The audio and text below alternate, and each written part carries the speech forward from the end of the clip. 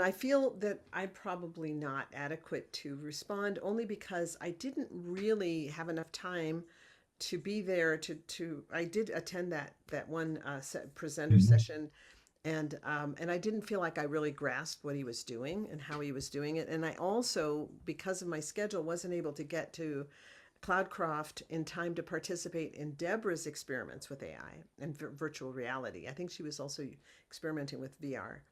And so I don't feel like I'm the best one to answer that question. My I can tell you how I feel about it though, because I am a clairsentient person, and I don't feel that AI will ever be psychic. AI will never be able to do it. It will never be able to replace remote viewers, is what That's right. is Yeah. what she was saying, and I agree. And I agree with that.